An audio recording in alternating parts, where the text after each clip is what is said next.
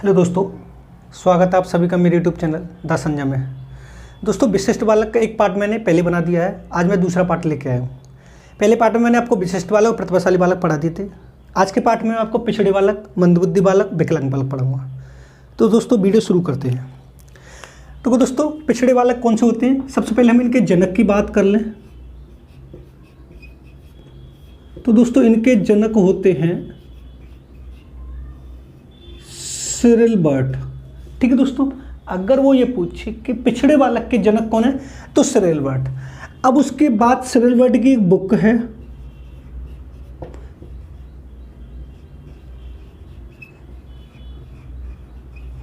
Backward child. ठीक है, इनकी बुक कौन सी है? Backward child. अब पिछड़े बालक के आईक्यू की बात करें दोस्तों, तो एक होता है 85 से कम। ठीक है दोस्तों, एक होता है 80 से 90। ठीक है, दो आईक्यू इसके। अगर 85 से कम आ रहा है दोस्तों तो आएगा सी टेट में, 80 से 90 आएगा UP TET, C TET, UP TET, super TET, REET और DSSB में। यानी अगर वो 85 से कम दे रहा है पिछड़े बालक का आईक्यू तो भी ठीक है, 80 से 90 दे रहा है तब भी ठीक है। अब पिछड़े बालक होते कैसे है मैं थोड़ा पहले लिख दे रहा हूँ, फिर समझाता हूँ। देखो,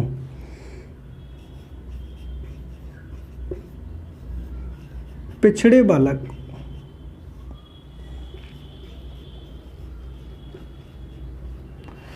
विशिष्ट बालकों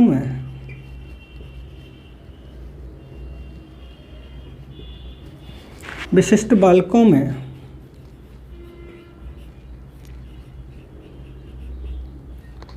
शामिल किए जाते हैं। ठीक है, पिछड़े बालकों का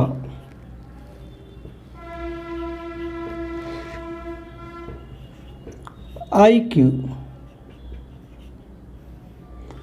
सामान्य बालकों से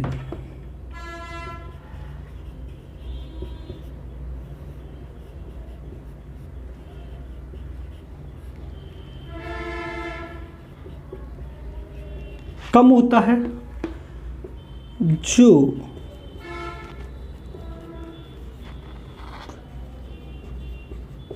अपनी कक्षा में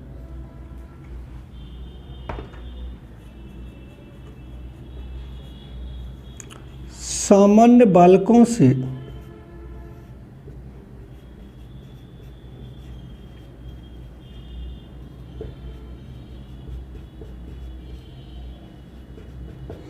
पिछड़ जाते हैं, या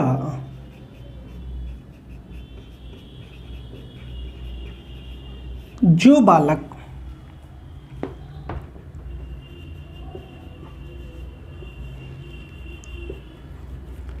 अपनी आयु से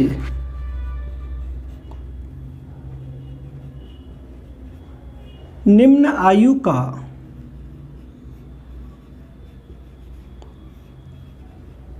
कार्य करने में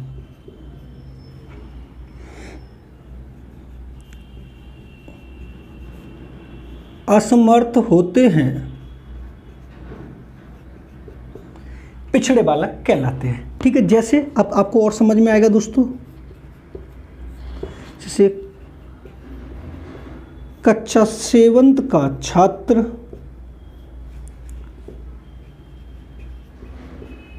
कक्षा 6 के कार्य को करने में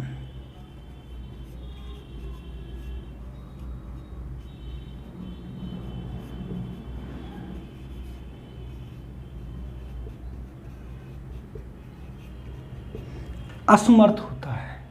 पिछड़ा बालक किसे कहते हैं? सबसे पहले अगर इसके जनक की बात करें तो सिरिल बर्ट है। सिरिल बर्ट की एक पुस्तक है बैकवर्ड चाइल्ड, ये यूपी टेट में 3 से 4 बार पूछी गई है। उसके बाद इनकी आईक्यू की बात करें तो 85 से कम भी ठीक है और 80 से 90 के बीच भी ठीक है इसका आईक्यू। पिछड़ा बालक कौन सा होता है कि पिछड़े बालक को विशिष्ट बालकों में शामिल किया जाता है, ये बात ठीक है।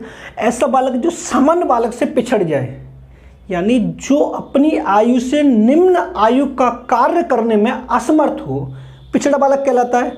यानी कक्षा 7th क्लास में पढ़ रहा है एक बच्चा और 6th क्लास के कार्य को करने में असमर्थ है, तो वो कौन सा बालक है? पिछड़ा बालक। जो अपनी आयु है ना उससे निम्न आयु का कार्य करने में असमर्थ हो। यानी एक एग्जाम्पल हम ये लेके देखें, अगर कोई बच्चा 6 ईयर का यानी 6 साल का है और वो 5 साल के बच्चे का कार्य नहीं कर पा रहा है, वो बालक कैसा है? पिछड़ा बालक है। एक बात क्वेश्चन ये पूछा जाता है दोस्तों कि पिछड़े बालक विशिष्ट बालक में शामिल किए जाते हैं? जी हाँ, क्योंकि सामान्य बालक को छोड़कर प्रत्येक बालक कैसा होता है दोस्तों? विशिष्ट बालक होता है। आप इसे नोट कर लीजिए, ये वेरी वेरी इंपॉर्टेंट है, ये कई बार पूछा गया, the backward child UP TET के में कई बार पूछा गया है। ठीक है दोस्तों, नोट कर लो इसको। आगे चलते हैं।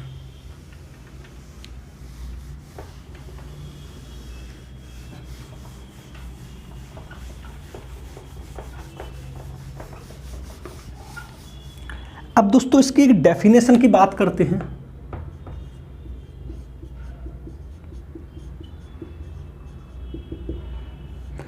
एक बात करते हैं सोनेल एंड सोनेल की।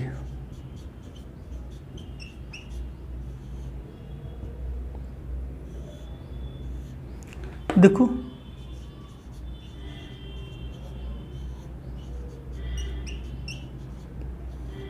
पिछड़े बालक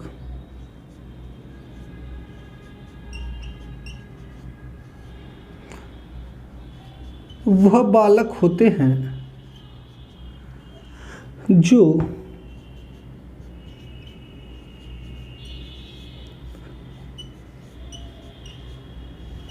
उसी जीवन आयु में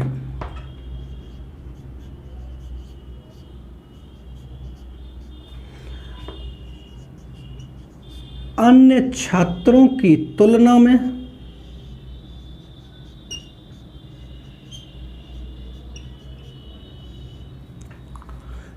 में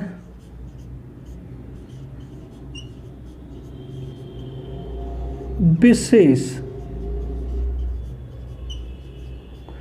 शैक्षिक निम्नता प्रदर्शित करते हैं।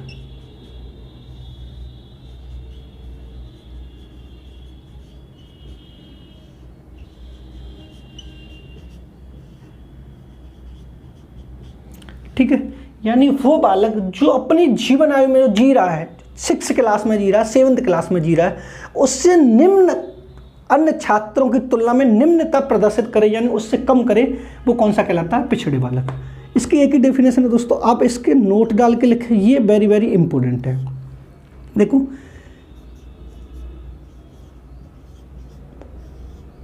पिछड़े बालकों की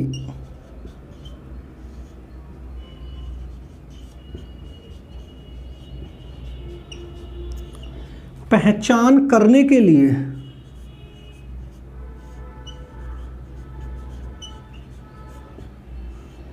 शैक्षिक लब्धि की गणना की जाती है। शैक्षिक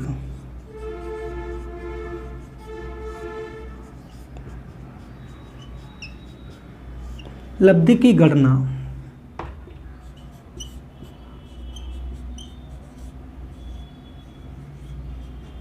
की जाती है।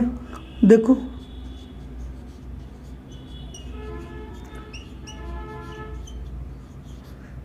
शैक्षिक लब्धि बराबर होता है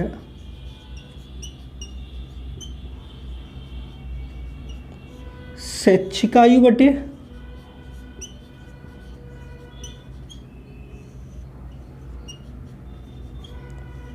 वास्तविक आयु इंटू 100। अब वो दोस्तों इसको ऐसे ना दे के वो ऐसे भी दे सकता है, आप कन्फ्यूजन मत होना। EQ बराबर EA बटे CA इंटू 100। अगर क्वेश्चन वो पूछता है कि पिछड़े बालकों की पहचान करने के लिए किस फॉर्मूले का प्रयोग किया जाता है? शैक्षिक लब्धि का, शैक्षिक बटे वास्तविक इंटू 100 या EQ बराबर EA बटे CA इंटू 100। सोनेल ने कहा कि पिछड़े बालक वह बालक होते हैं जो उसी जीवन आयु में अन्य छात्रों की तुलना में विशेष शैक्षिक निम्नता यानी अपने साथियों से कम शैक्षिक उपलब्धि अर्जित करते हैं। सब पता है वो पढ़ रहा है 6th क्लास में, उसके दोस्त 100 में से लेके आ रहे हैं 70 नंबर और वो 100 में से लेके आ रहा है 40 नंबर, यानी उनसे कम लेके आ रहा है जबकि पढ़ रहा है उसी में, तो वो पिछड़ा बालक है। यानी अपनी आयु से निम्न आयु को कार्य करने में भी असमर्थ हो, वो कौन सा बालक है? पिछड़ा बालक है। नोट कर लो दोस्तों, इसको इंपॉर्टेंट ना लेना कि पिछड़े बालकों की पहचान करने के लिए किसका फॉर्मूले का प्रयोग करते हैं? शैक्षिक लब्धि का। प्रतिभाशाली बालक की पहचान करने के लिए बुद्धि लब्धि का, विशिष्ट बालक की पहचान करने के लिए बुद्धि लब्धि का प्रयोग करते हैं दोस्तों। ठीक है दोस्तों, नोट कर लो इसको, यहां से कंपलसरी क्वेश्चन मिलेगा आपको। आगे चलते हैं।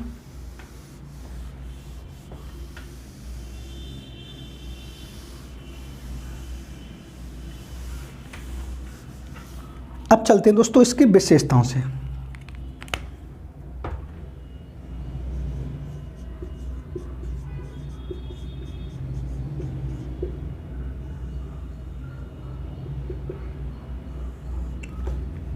पहला,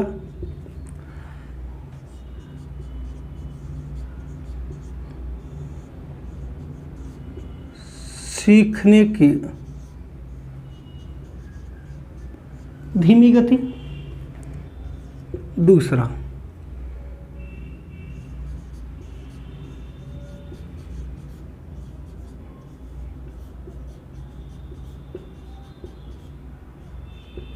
व्यावहारिक समस्याएं।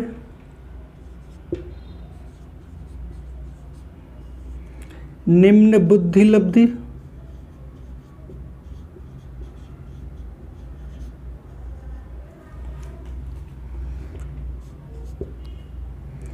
सीखने की धीमी गति, व्यावहारिक समस्याएं, निम्न बुद्धि लब्धि।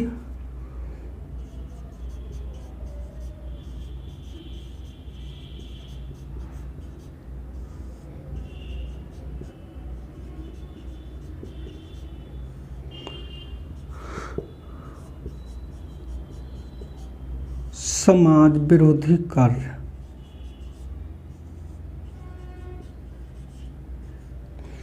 एक बात ध्यान रखना दोस्तों, पिछड़े बालक का जो विशेषता और मंदबुद्धि बालक की विशेषता कहीं तक मिलती जुलती होती है, तो अब कंफ्यूजन में उतरना। लेकिन जब भी क्वेश्चन पूछेगा तो यहां से क्वेश्चन ये पूछेगा निम्न में से कौन सी पिछड़े बालक की विशेषता नहीं है, तो जो नहीं है बाकी 3 तो देगा इसमें से और 1 देगा प्रतिभाशाली बालक की। जब भी इसका क्वेश्चन आएगा विशेषताओं से तो या तो ये पूछे कौन सी है, तो 3 होंगी प्रतिभाशाली बालक की और 1 होगी इसकी। अगर 3 इसकी होंगी तो 1 होगी इसकी। अब सीखने की धीमी गति होती है, व्यवहारिक समस्या, निम्न बुद्धि लब्धि होती है, आत्मविश्वास का अभाव, समाज विरोधी कार्य। अब सीखने की धीमी गति कैसे? वो धीरे धीरे सीखता है क्योंकि अपनी आयु से निम्न आयु को कार्य कर रहा है, तो धीमी गति से सीखता है। एक सामान्य बालक पहली बार में सीख जाता है, प्रतिभाशाली ऑलरेडी उसे पता होता है, और एक जो विशिष्ट जो होता है पिछड़ा बालक, उसे 2 बार 3 बार समझाने के बाद भी उसकी समझ में नहीं आता, वो सीखने की धीमी गति। व्यवहारिक समस्या, उसका एक तरह से विश्वास नहीं होता, एक तरह से वो समझने में पूर्ण रूप से लगनशील नहीं होता। 5 मिनट पढ़ेगा उसका ध्यान भटक जाएगा, कभी इधर देख रहा है, कभी उधर देख रहा है, कभी ये कर रहा है, कभी वो कर रहा है, तो उसकी व्यवहारिक समस्या है। निम्न बुद्धि लब्धि सामान्य से कम है, ये भी तो माना जाएगा। आत्मविश्वास का अभाव, कभी भी अगर वो किसी कार्य को करता है तो किसी कार्य को करने से पहले उसे पता है कि ये कार्य सही है, फिर भी उसे डाउट रहता है कि यार ये गलत तो नहीं है, मैं ये कर रहा हूँ सही तो नहीं, यानी खुद के कार्य पर भी विश्वास नहीं होता उसे कि मैं ये कार्य कर रहा हूँ सही है गलत है, वो आत्मविश्वास का अभाव। समाज विरोधी कार्य, जब वो बार बार किसी टेस्ट में फेल होता है, किसी टेस्ट में फेल हो जाता है, तो उसके दिमाग में ये बन जाता है कि ये कार्य तेरे लिए नहीं बना है, तो फिर वो कार्य करता है जो समाज को अच्छा न लगे, फिर वो ये कहता है मैं ढंग से नहीं रह रहा तो मैं किसी को ढंग से रहने नहीं दूंगा। ये इसकी विशेषता है। अब बात करते हैं पिछड़ेपन के कारण।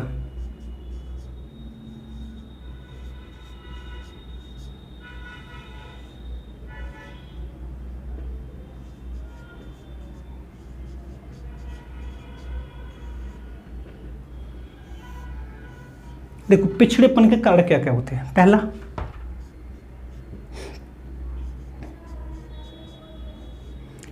माता पिता का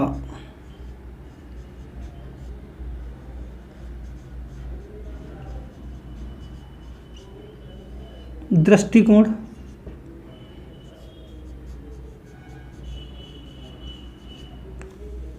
सामाजिक आर्थिक स्थिति,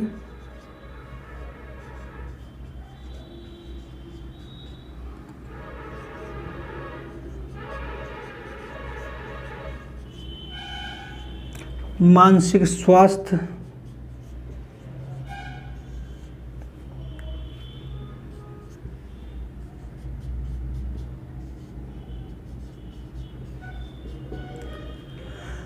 माता पिता की अशिक्षा,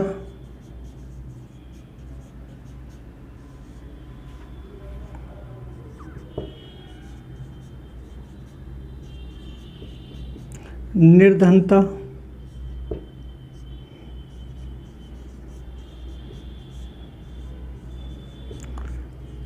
परिवार का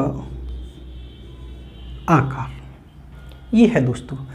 अब माता पिता का दृष्टिकोण कैसे पिछड़ेपन होता है कि बहुत से माता पिताओं के दिमाग में ये बैठा दिया था कि पढ़ाई लिखाई से कुछ नहीं होता, हम शुरू से अपने बच्चे को काम में लगाएंगे। यानी जो लोग परिवार जो गरीब होते हैं, परिवार की निर्धनता और ये एक तरह से जो गरीब परिवार होते हैं वो ये सोचते हैं हम बच्चे को अगर पढ़ाने की अपेक्षा उसे काम सिखा दें और उसे काम पर भेजें तो वो कुछ कमा के लेके आएगा, तो वो पिछड़ेपन का कारण बन जाता है। सामाजिक आर्थिक स्थिति, उसकी आर्थिक स्थिति इतनी ठीक नहीं है कि वो कुछ भी कार्य कर सके, या एक बच्चा ऐसा है कि वो अपने सीखने के लिए लैपटॉप खरीद रहा है, मोबाइल खरीद रहा है, स्मार्ट क्लास ले रहा है, लेकिन एक बच्चा ऐसा है कि उसे कुछ भी नहीं मिल पा रहा, तो उसकी आर्थिक स्थिति वो नहीं सीख पाएगा नई नई चीज़ें, वो जहाँ पर वहीं पर रह जाएगा। मानसिक स्वास्थ्य ही सबसे बड़ा डिफेक्ट करता है, क्योंकि किसी व्यक्ति का मानसिक स्वास्थ्य अच्छा है तो उसका IQ लेवल ज़्यादा है, किसी का कम है तो ये है। माता पिता की अशिक्षा, कभी कभी ऐसा होता है जब माता पिता जो होते हैं वो अशिक्षित होते हैं तो उन्हें शिक्षा का महत्व के बारे में पता नहीं होता, तो वो ये चाहते हैं कि बच्चा भी हमारा नहीं पढ़ पाए, हम भी जैसे वैसे रहें, तो ये भी बड़ा इफेक्ट डालता है। उन्हें ये नहीं पता कि हम अपने बच्चे को क्या पढ़ाएं क्या नहीं पढ़ाएं। निर्धनता, गरीबी है। निर्धनता तो ये होती है कि बिल्कुल उसके पास कुछ भी नहीं है। हमारी मूलभूत आवश्यकता कौन से, रोटी कपड़ा मकान, लेकिन अब एक चौथी और बढ़ गई दोस्तों, शिक्षा।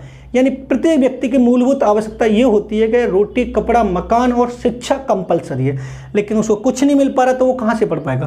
परिवार का आकर कैसा होता है, एक परिवार में दोस्तों हैं 10 बच्चे और एक परिवार में 2 बच्चे। जिस परिवार में 2 बच्चे हैं उनकी शिक्षा अच्छे से होगी, और जिस परिवार में 10 बच्चे उनमें से किसी को मिल पाएगा खाना पीने शिक्षा, किसी को नहीं मिल पाएगी। तो ये भी पिछड़ेपन का एक बड़ा इफेक्ट डालता है। ठीक है दोस्तों, आप इनको नोट कर लीजिए।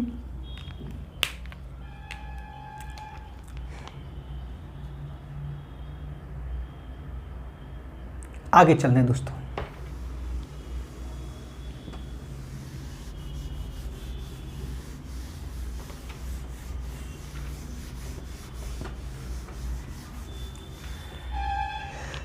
अब दोस्तों चलते हैं पिछड़े बालकों की पहचान के लिए परीक्षण।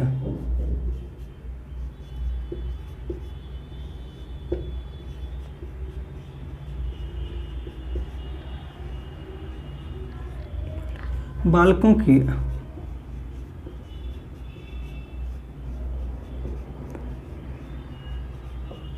पहचान के लिए प्रयोग परीक्षण, यानी पिछड़े बालकों की पहचान करने के लिए कौन कौन से परीक्षणों का प्रयोग किया जाता है। तो पहला है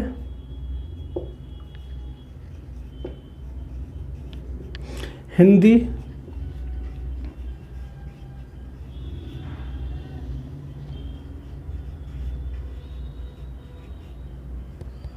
उपलब्धि परीक्षण। दूसरा है प्रौढ़ शिक्षा उपलब्धि परीक्षण।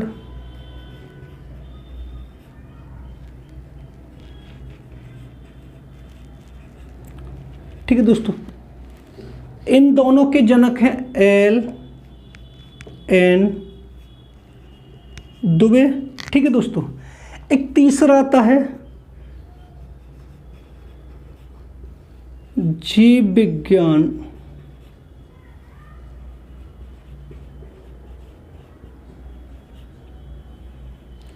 उपलब्धि परीक्षण। ये है सरोज अरोरा।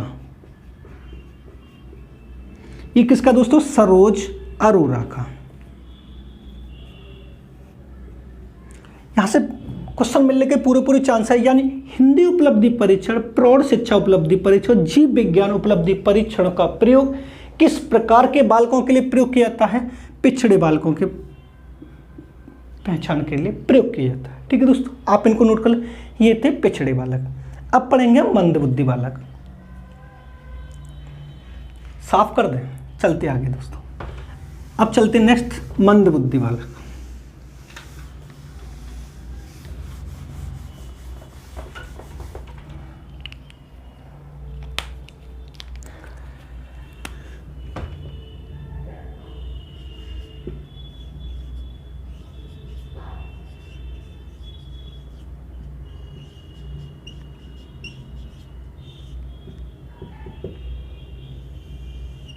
ठीक दोस्तों, अब मंद बुद्धि बालक के सबसे पहले हम बात करें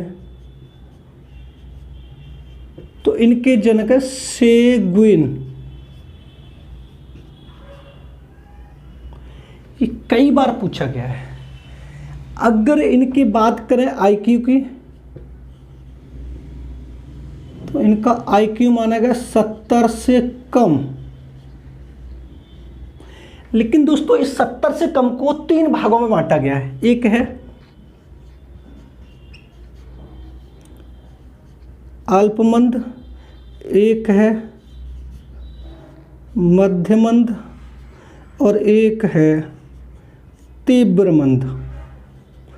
ठीक है दोस्तों, अब तीव्र होता है 20 से 35, मध्य होता है 36 से 51 और अल्प होता है 52 से 67। अब ये दोस्तों यूपी टेट में कई बार पूछा गया है कि तीव्र मंद बुद्धि का आईक्यू कितना होता है बालक का 20 से 35, मध्य मंद बुद्धि बालक का आईक्यू कितना होता है 36 से 51, अल्प मंद बुद्धि बालक का आईक्यू कितना होता है 52 से 67। अगर वो इनको नहीं दे रहा तो फिर देगा 70 से कम। ठीक है, अगर उसने पूछा कि मंद बुद्धि बालक के जनक कौन है सेगुइन, उसने पूछा उसका आईक्यू कितना 70 से कम। अगर उसने इसको नहीं पूछा और इन तीनों में से किसी एक को पूछा, कभी कभी ये भी पूछ लेता था कि मंद बुद्धि बालक का आईक्यू कितने भागों में बांटा गया, 3 भागों में। कितने भागों में बांटा गया, 3 भागों में। ठीक है दोस्तों, अब इनका एक टेस्ट है सेगुइन का।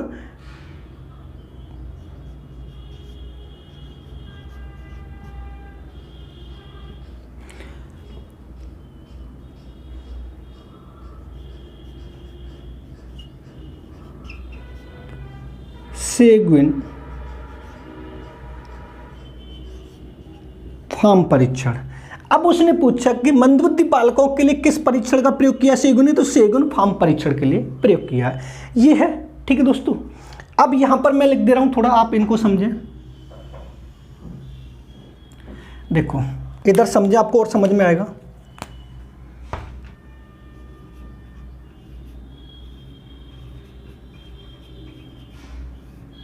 मंद बालक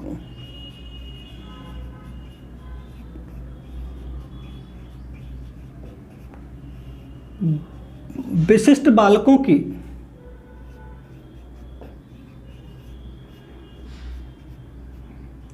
श्रेणी में शामिल किए जाते हैं। ठीक है,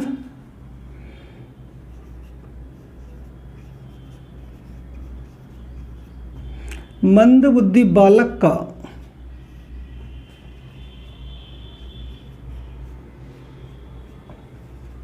आईक्यू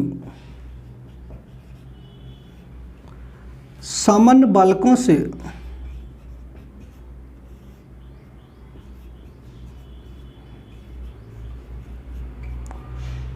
बहुत कम होता है। ठीक है दोस्तों, अगर उसने क्वेश्चन पूछा कि मंदबुद्धि बालक विशिष्ट बालकों में शामिल किए जाते हैं, जी हाँ, मंदबुद्धि बालक का आईक्यू सामान्य से कम होता है, ज्यादा कम होता है। कितना, ये है सामान्य का कितना है 90 से 110। मैं बुद्धि वाले परीक्षण में पढ़ा चुका हूँ, आप इनको नोट कर लीजिए, फिर मैं आपको आगे पढ़ाता हूँ। आप नोट कर ले, आगे चलते हैं।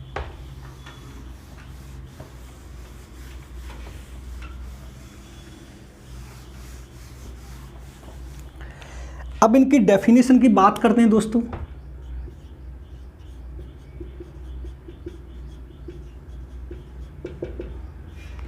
सबसे पहले हम बात कर दें दोस्तों स्किनर की। देखो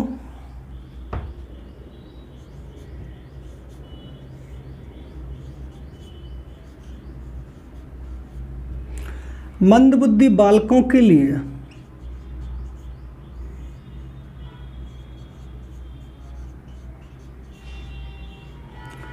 अनेक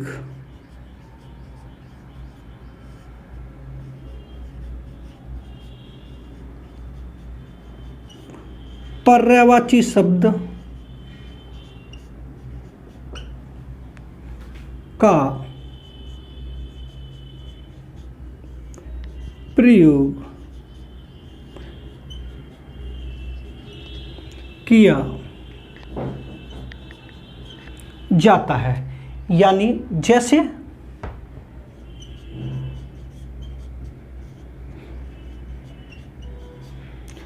अल्पबुद्धि,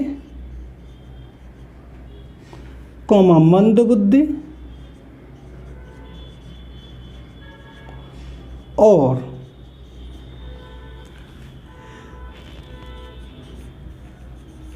धीमी गति से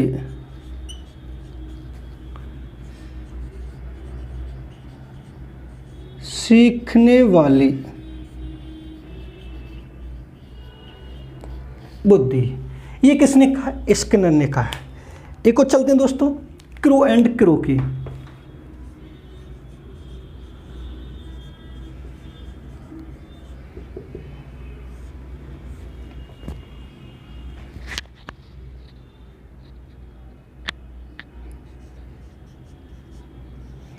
जिन बालकों का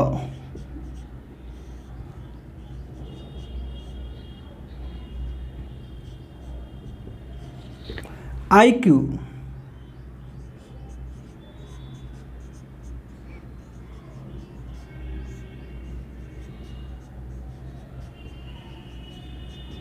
सत्तर से कम होता है वह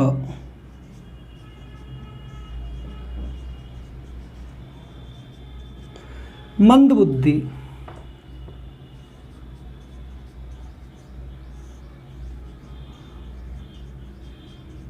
बालक कहलाते हैं। ठीक है दोस्तों, अब क्रो एंड क्रो ने ये कहा है कि जिन बालकों का IQ 70 से कम होता है वो कौन से बालक कहलाते हैं? मंदबुद्धि बालक। स्किनर ने ये कहा है, इसको इंपोर्टेंट डाल लेना, थोड़ा आ भी सकती है, कि मंदबुद्धि बालकों के लिए अनेक पर्यायवाची शब्दों का प्रयोग किया गया है, जैसे अल्पबुद्धि, मंदबुद्धि और धीमी गति से सीखने वाली बुद्धि। ये इसकी 2 डेफिनेशन है, आप इनको नोट कर लीजिए, फिर आगे चलते हैं। आगे चलें, देखो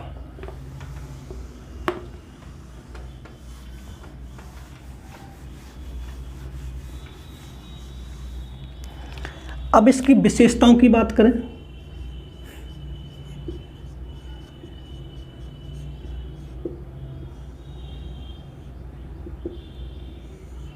देखो विशेषता पहली है दोस्तों,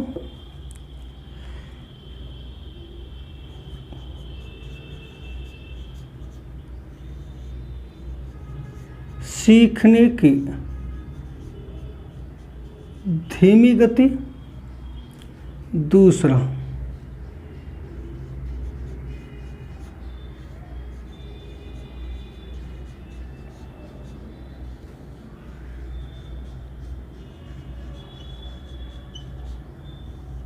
आत्मविश्वास का अभाव। तीसरा,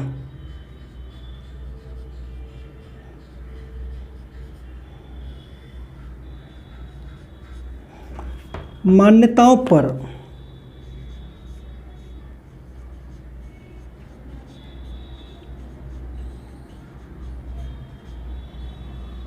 अटल विश्वास। नेक्स्ट, समाज विरोधी कार्य। नेक्स्ट,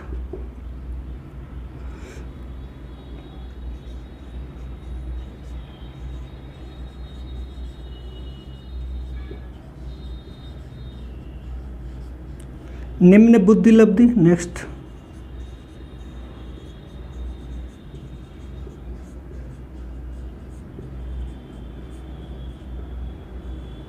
व्यावहारिक समस्याएं, ये इसकी विशेषताएं। मैंने आपको एक बात और बताई कि पिछड़े बालक और मंदबुद्धि बालक की विशेषताएं जहाँ तक मिलती जुलती, ठीक है। सीखने की धीमी गति होती है, आत्मविश्वास का अभाव होता है, उसे खुद अपने आप पे कंट्रोल नहीं होता, अपने आप पे कॉन्फिडेंस नहीं होता, मान्यताओं पर अटल विश्वास, यानी उसे ये नहीं पता होता कि मैं जिस बात पर जोर दे रहा हूँ वो सही है या गलत, बस उसे जोर देने से मतलब। समाज विरोधी कार्य होते हैं, कोई भी कार्य करता रहता है चाहे समाज को नुकसान पहुंचे वो। निम्न बुद्धि लब्धि और व्यावहारिक समस्याएं, और एक लास्ट लिख लेना आप, मित्र बनाने की तीव्र इच्छा।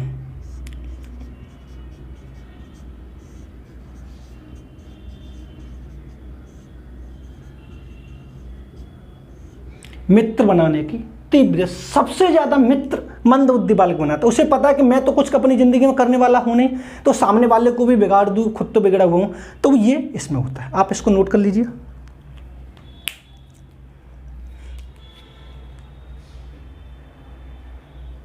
आगे चलते हैं।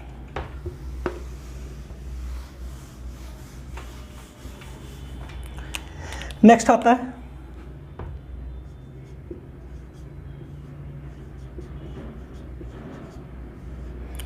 मंद बालक की पहचान के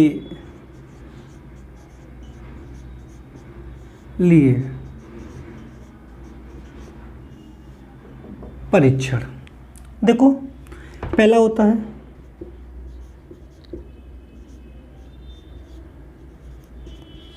सेगुइन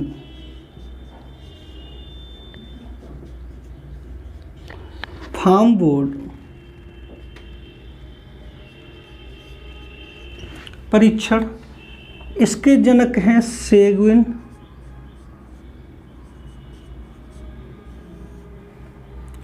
दूसरा आता है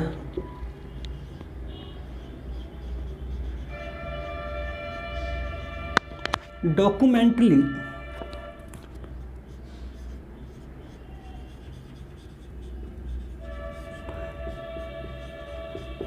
स्क्रीन टेस्ट, ये है जे भरतराज का।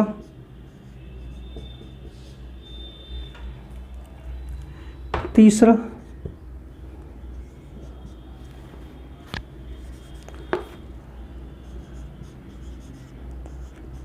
कार्य निष्पादन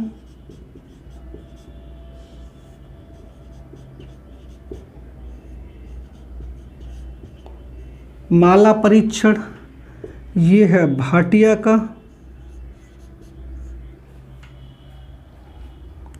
नेक्स्ट आता है मानसिक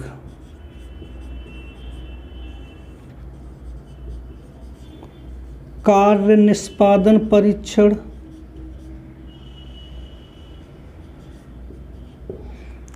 ये है आरपी श्रीवास्तव।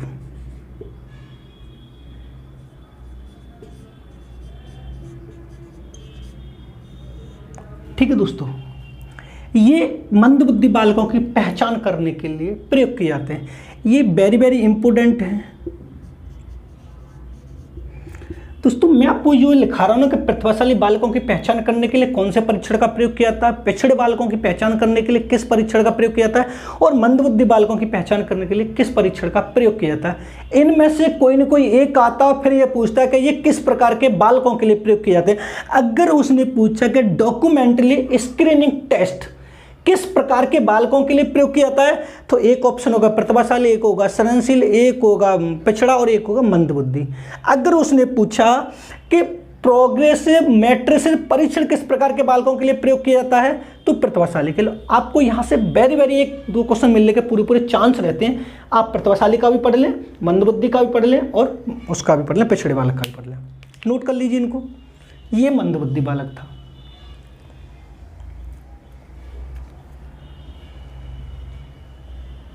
साफ कर दें, आगे चलते हैं।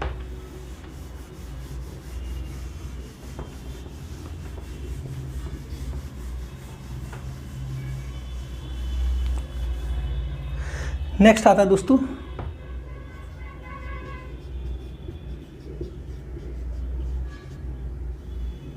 समस्यात्मक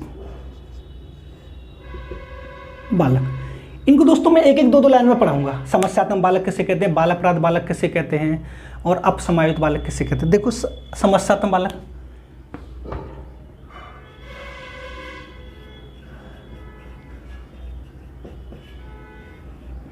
अभी दोस्तों पहले इनके जनक की बात करें, मैं इनके जनक को लिख दे रहा हूं।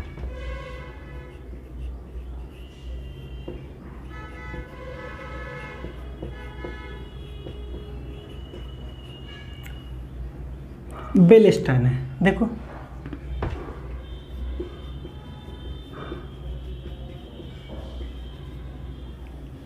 समस्यात्मक बालक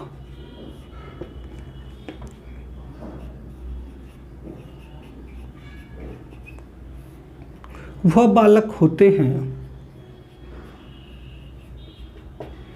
जो समाज और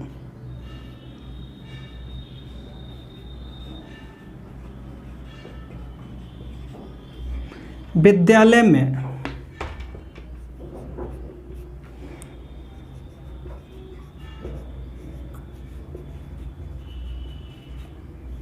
अपने स्वभाव व व्यवहार से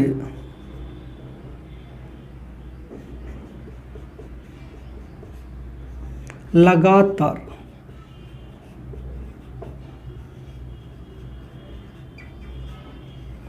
समस्या उत्पन्न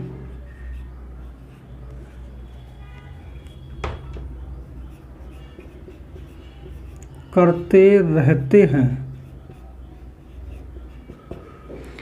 जिससे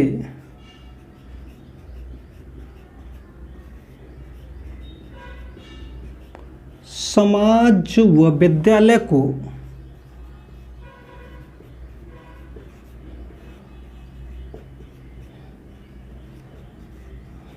हानि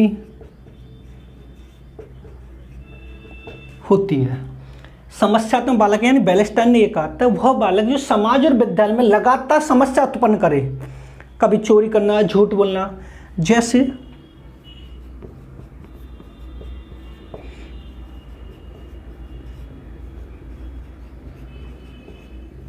चोरी करने वाले,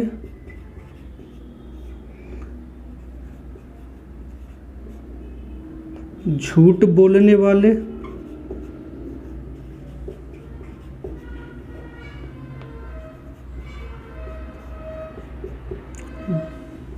झगड़ा करने वाले,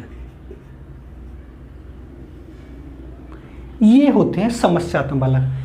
किसी का पेन चुरा लिया, किसी की बुक चुरा ली, किसी का कुछ चुरा लिया, किसी के पैसे चुरा लिए, वो झूठ बोलने वाले, चुराने के बाद ये बोले कि सर मैंने नहीं चुराया, किसी की मार पिटाई कर दी, सर हमने नहीं चुराया, ये कर दिया, वो कर दिया, लड़ाई झगड़ा करने वाले कौन से बालक कहलाते हैं, समस्यात्मक बालक।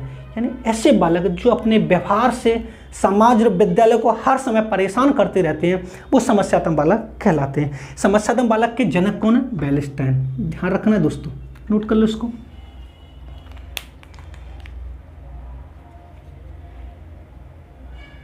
ठीक है, आगे चलते हैं।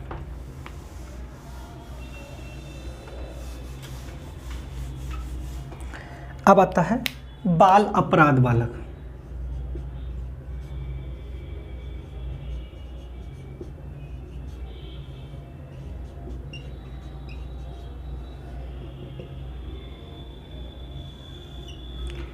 इसके जनक कौन है दोस्तों,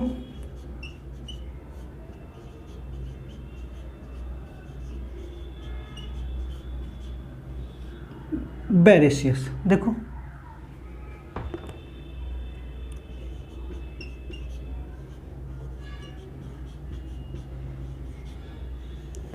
बाल अपराध उस अपराध को कहते हैं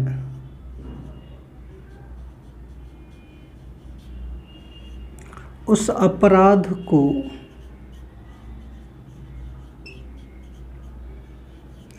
कहते हैं जो बालक 14 वर्ष या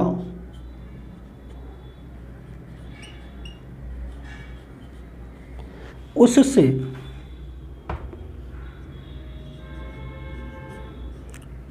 कम आयु में कोई ऐसा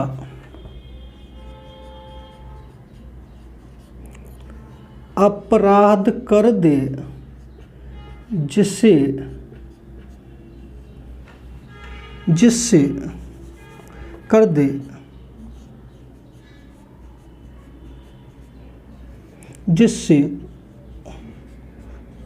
उस बालक को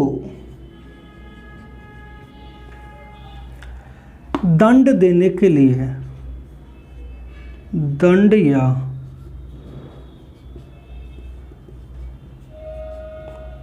सजा देने के लिए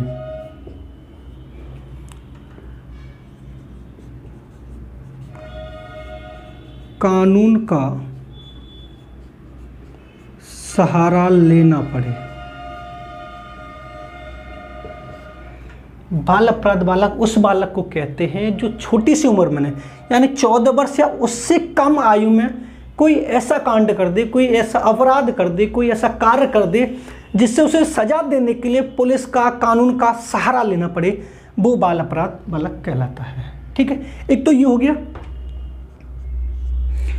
एक ये होता है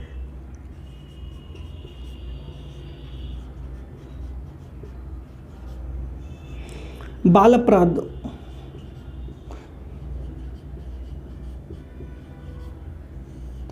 उस अपराध को भी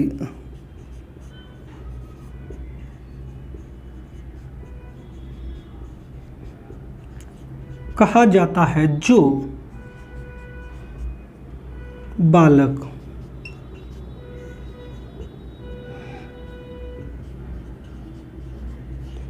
चौदह वर्ष से कम आयु में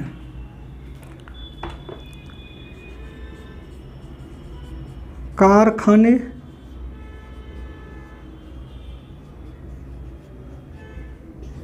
फैक्ट्री में